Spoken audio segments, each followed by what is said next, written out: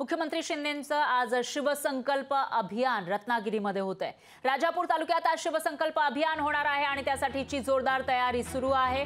तर शिवसंकल्प मेळाव्यासाठी आज मुख्यमंत्री शिंदे रत्नागिरी जिल्ह्यातील राजापूर इथं असतील। यासाठी जोरदार तयारी सुरू झालेली आहे। तर बॅनरनं राजापूर नगरी सजलेली आहे। या ठिकाणी मुख्यमंत्र्यांची सभा होणार आहे। तर रिफायनरी विरोधक यावेळी मुख्यमंत्र्यांना भेटणार असल्याचं वृत्त आहे। त्यामुळे कोणताही अनुचित प्रकार घडू नये याकडेही प्रशासन लक्ष ठेवून आहे। तर ज्या ठिकाणी शिवसंकल्प अभियान राबवलं जाणार आहे, ज्या ठिकाणी मुख्यमंत्री शिंदेंची सभा होतीये, तिकडची तयारीची ही दृश्य आपण बघू शकतो। तर ठिकठिकाणी मुख्यमंत्री शिंदे यांचे स्वागतासाठी बॅनर लागलेले आहेत। आणि याविषयी अधिक माहितीसाठी आपले प्रतिनिधी स्वप्नील जाधव आपल्यासोबत थेट जोडले गेले आहेत। स्वप्नील, काय सांगाल? मुख्यमंत्री शिंदे आज राजापुरात असणार आहेत, काय अपडेट्स आहेत त्यांच्या आजच्या सभा आणि या अभियानाविषयीचे?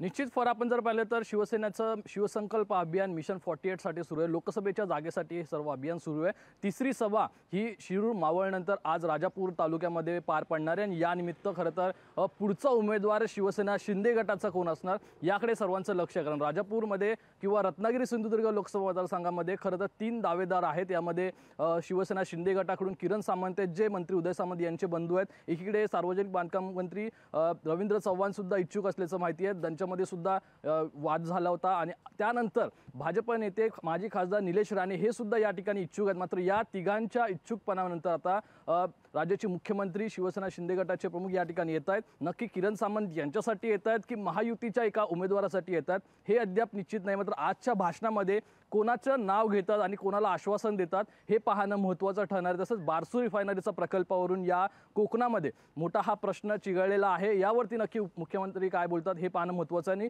रिफायनरी विरोधी जे पथक आहेत, जे संघटना आहेत, ती सुद्धा मुख्यमंत्री एकनाथ शिंदे यांना भेटणार आहे। दरम्यान या सभेमध्ये काळे झेंडे दाखवण्याचा प्रकार होऊ शकतो। त्यामुळे कसून चौकशी ही सभेला येणाऱ्या लोकांची असेल, सर्व प्रकारची होणार आहे आणि यानंतरच त्यांना सभा सही सोडण्यात येईल। एकूणच सर्व प्रकारची काळजी ही सर्व प्रशासनाकडून पोलिसांकडून घेण्यात येते।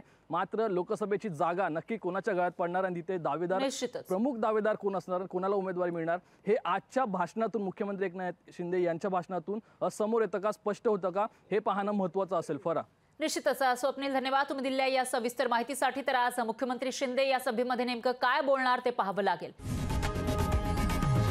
लोकशाही मराठी ऐका, पहा, जागरूक रहा।